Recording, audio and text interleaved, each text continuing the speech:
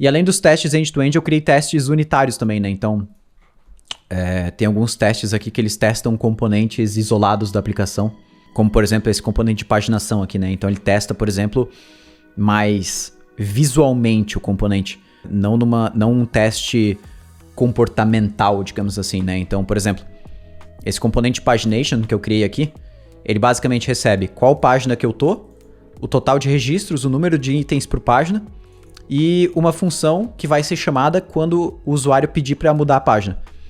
E aí ele cria aqui basicamente uns botõezinhos, né, de página anterior e tal. E aí o teste unitário, o que ele faz? Ele testa esse componente de paginação sozinho, retirando todo o contexto dele, sem ter lista de pedidos, sem ter nada. Ele testou o componente de paginação. Então aqui basicamente o que eu faço? Eu renderizo o componente de paginação, passo alguns dados fictícios para ele e valido se as informações que estão aparecendo em tela são as informações que eu esperava aparecer. Então aqui, por exemplo, eu passo para ele que eu estou na página 0, que aqui seria a página 1, que eu tenho 200 registros e 10 itens por página. Então eu espero que apareça dentro desse componente página 1 de 20. 20 páginas no total, porque é 200 dividido por 10, e 1 porque eu estou na primeira página, e apareça também total de 200 itens, que é o que eu estou passando aqui dentro. E aí eu faço testes também na parte de funcionalidade, mesmo sendo um teste unitário. Então, por exemplo, eu renderizo o componente de paginação, vou lá dentro desse componente, procuro pelo botão próxima página.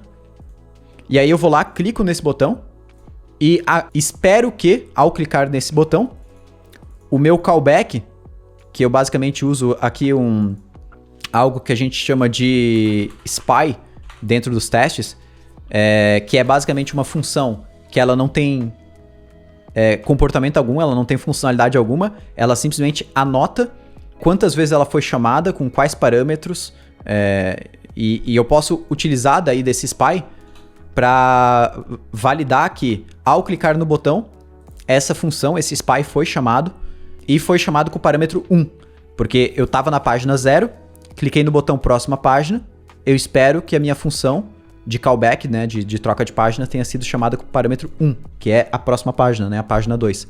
E assim eu faço também com a página anterior, com a primeira página, com a última página. Isso tem vários testes que são feitos aqui de forma unitária, né? Então, o teste unitário, ele vai pegar um componente muito específico. E aí veja que eu não tenho teste unitário para tudo, né? Até porque não precisa. Eu tenho teste unitário para componentes que eles possuem algum tipo de comportamento quando estão sozinhos. Eu não vou testar um componente caso ele não tenha algum tipo de funcionalidade, algum tipo de interação com o usuário.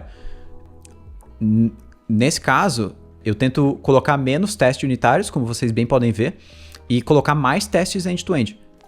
Aí eu abuso dos testes end-to-end porque, para mim, no front-end, teste end-to-end é uma das melhores opções, porque ele vai testar a tua aplicação, assim, cara, mais próxima de um usuário, realmente utilizando ela, sabe? Diferente do back-end, os testes end-to-end no front-end, eles não são tão lentos. Porque no back-end, geralmente quando você vai criar testes end-to-end, você tem que criar um ambiente totalmente isolado para aqueles testes end-to-end.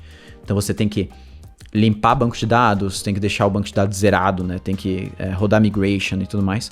No front-end, não. Você vai simplesmente operar ali a aplicação, você não vai precisar criar um ambiente totalmente isolado. E isso também é uma das grandes vantagens do Playwright, né? Ele é diferente do Cypress, ele permite que a gente rode os testes, vários testes ao mesmo tempo. O Cypress, ele vai rodar um depois do outro. No Playwright, olha aqui, quando eu dou um play, ó, ele já começa a executar, olha ali, ó.